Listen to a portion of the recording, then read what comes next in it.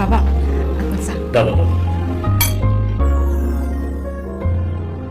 ওমা, তোমার হাতের চাটা এত চমৎকার হয়েছে যে আমি বলে বোঝাতে পারবো না। এই সকাল সকাল তোমার হাতের চা খেয়ে মনটা ফ্রেশ হয়ে গেল। ধন্যবাদ বাবা। আচ্ছা ওমা, কাল রাতে কি আসিফ তোমার সাথে ভালোভাবে কথা বলেছে? জি বাবা, ভালোভাবে কথা বলছে। শুনে খুব ভালো লাগলো। আসলে জানবো না, ছেলেটা একটু রাগী, ওই যে বাবার টাকা পয়সার কারণে অহংকার এরকম হয়ে গেছে। আমি জানি যে তোমার মানে কষ্ট হবে, কিন্তু তারপরেও ওকে একটু পথে আনতে হবে। বাবা, আপনি আমার জন্য দোয়া করেন। আমি আমার জীবন দিয়ে চেষ্টা করব ওনার সঠিক রাস্তায় ফিরে আনার জন্য। দেখ, আমি বেরোচ্ছি একটু। এই সাত সকালে তুমি কোথায় যাচ্ছ? কোথায় যাচ্ছি জানি না, কিন্তু আপাতত বাসা থেকে বের হচ্ছি, কারণ এই বাসার পরিবেশটা না নোংরা হয়ে গেছে। আমার সাফোকেশন হচ্ছে, দম বন্ধ আসছে। আচ্ছা ঠিক আছে, যেখানে কিছু তুমি যাও। এই বসো, আমার সাথে বসো, বসে নাস্তাটা খেয়ে যাও। দেখ, তুমি ভাবলে কিভাবে যে আমি এই থার্ড ক্লাস ছোট লোকটার সাথে একই টেবিলে বসে নাস্তা করবো? আসিফ, ওদের স্ত্রী, ওদের শোনা বলছিস কেন? ওকে আমি আমার স্ত্রী হিসেবে মানি না। আসিফ, বাবা, আপনি সিলাবাল্লা করেন না প্লিজ, আপনার প্রেশার হাই হয়ে যাবে। শোনেন, আমি না সকাল সকাল উঠে আপনার জন্য খুব কষ্ট করে নাস্তা বানাইছি। আপনি যদি একটু খাইতেন আমি খুব খুশি হইতাম। একটু মুখে দিয়ে যান। এই আসিফ চৌধুরী 5 স্টার হোটেল ছাড়া নাস্তা করে না। তোর এই বানানো খাবার দিয়ে আমি ব্রেকফাস্ট করবো, তুই সেটা ভাবলি কিভাবে? হ্যাঁ, তোর এইসব খাবার আসিফ চৌধুরী না, আসিফ চৌধুরী কুকুর বিড়াল খাবে না। আসিফ, চিৎকার করবে না ড্যাড। তোমার কথা মতো ছোট লোকের বাচ্চাটাকে আমি বিয়ে করেছি, কিন্তু আমি ওকে বউ হিসেবে মানি না, এবং আমার বউ স্বীকৃতি ওকে আমি দেবো না। শোনেন, বাবা কইলো যে আপনি নাকি চা খাইতে খুব পছন্দ করেন। আমি না খুব ভালো চা বানাইতে পারি, একটু খায়া দেখেন।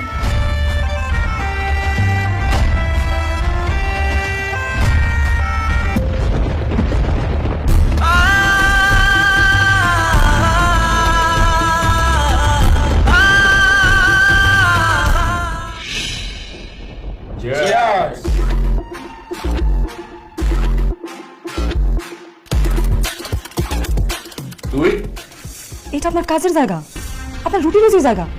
এখানে বসে আপনি বন্ধুদের লগে মদ খাইতেছেন? এটা আমার বাপের অফিস, আমি অফিসে মদ খাবো, জুয়া খেলবো, বেরিয়ে ফুর্তি করবো। তোর হবে কি? ছোট লোকের বাচ্চা তুই এখানে কেন আসছিস? বাইরে! আমি আপনার সব পছন্দের খাবার রান্না করছিলাম, ভাবছিলাম আপনি দুপুরে বাসায় আসবেন, অনেকক্ষণ অপেক্ষা করছি, কিন্তু আপনি তো আসলেন না। এর জন্য আমি খাবারটা নিয়ে অফিসে চলে আসছি।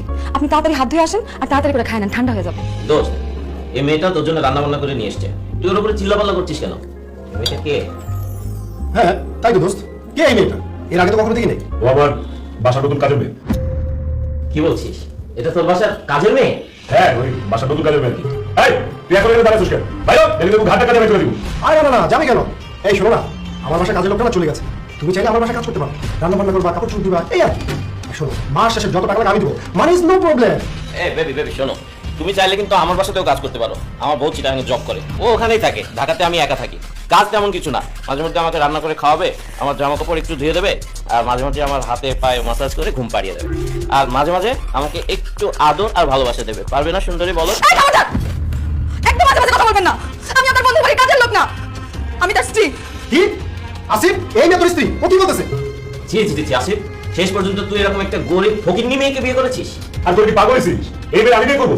মিথ্যা কথা বলতেছে।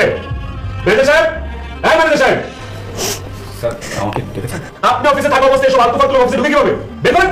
স্যার ম্যাডাম বলেছেন উনি আপনার ওয়াইফের জন্য ওনাকে ঢুকতে দিয়েছে। চুপ করুন। এই মেয়ে আপনাদের বললো, আপনি তার কথা বিশ্বাস করে গেছেন? আমি এই মেয়েকে চিনি না, এক করে ঘাট টাকা দিয়ে বের করবো অফিসে। বের করেন। কি কইলেন আপনি? আপনি আমার চিনেন না? না, আমি করে চিনি না। হ্যাঁ ম্যানেজার সাহেব, আপনি এখন তারা আছেন, ঘাট টাকা দিয়ে বের করেন।